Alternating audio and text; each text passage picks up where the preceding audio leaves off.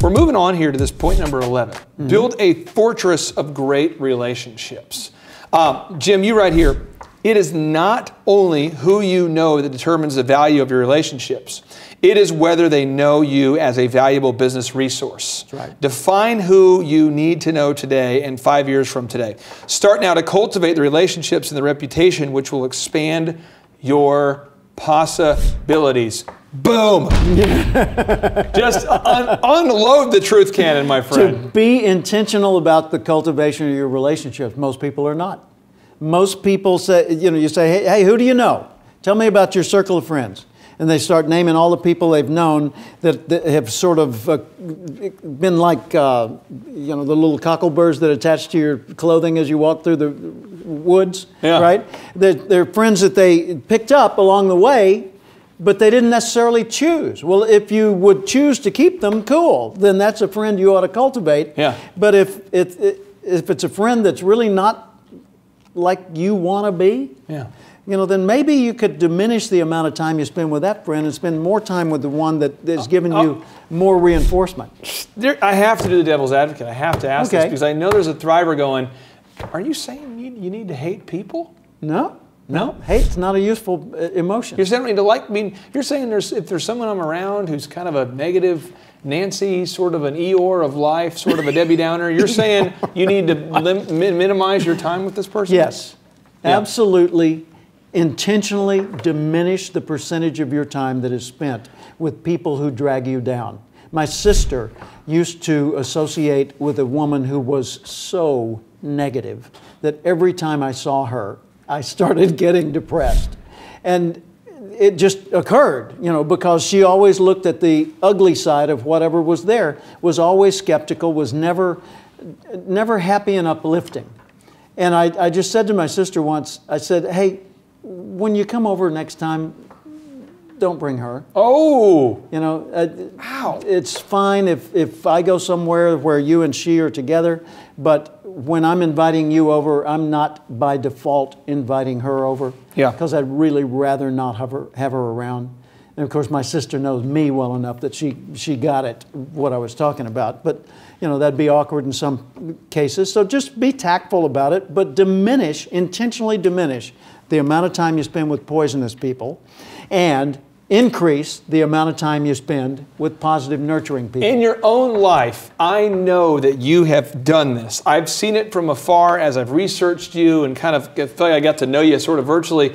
You've done work with Og Mandino. If you don't know who Og Mandino is, we're going to get to that in just a second. But you've done work with Og Mandino. You've done work with the Napoleon Hill Foundation. Yeah. You've done work with some of the biggest names in the self-help industry. But at one point, you were a government clerk, not disrespecting government clerks, but you were here, and at some point you got to here. Yeah. Walk me through an example, a story time of how you were able to intentionally reach out to people 5 years in advance that later changed your life. The first thing was I decided who my heroes were. Who do I admire so much that I would consider it a privilege to just be in their presence and hang out with them, right? And in my case, I wanted to be a professional speaker and author, and I was not one. And so I said, all right, who are the people I need to listen to, learn from, be around?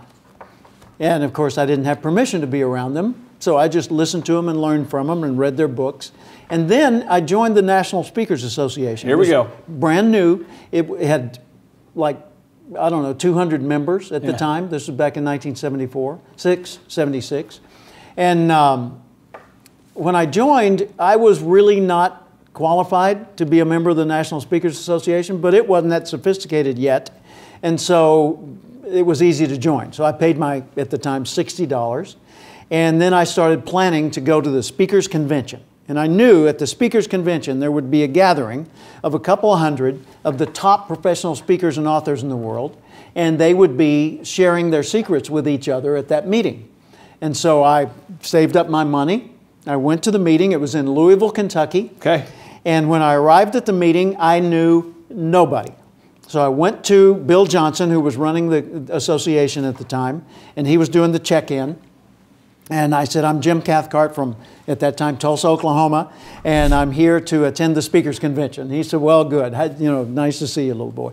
And so he signed me in, and I said, hey, can I help in any way? And he said, what do you mean? I said, you need somebody to, you know, put together packets or move chairs or double check meeting room setup or, you know, do announcements or take tickets at the door or something. He said, well, yeah, as a matter of fact. And so I ended up as his gopher. You know, I did... The gopher? Yeah, I did go for coffee, go for tickets, go for whatever, and I helped out. And then there came a time later in the meeting where they were holding what they called Speak to Me, which was little cameo presentations, like you get up and do your elevator pitch almost. And I said, can I do one of those? And they said, well, sure. And so they put me on later in the agenda, and I got to stand up and do a little story in front of everybody, and that was cool. At least got me some face recognition, you know. And then I said, I really like, you know, Clay, not literally, but the guy like you was leading a panel discussion. And I said, I like that. I could do a panel discussion pretty well. If you need someone to lead a panel, I'll do that. And Bill said, well, next year, let's look at that. And sure enough, a year later, I did. But I remember going and standing near a circle of the big hero speaker people. The big guys. Yeah, and looking at them like, wow, this is cool. I'm this far from the people I think are the coolest people on earth. And they noticed me, and they said, hey, come here. And they opened their circle up, and I walked in. And they accepted me like a peer.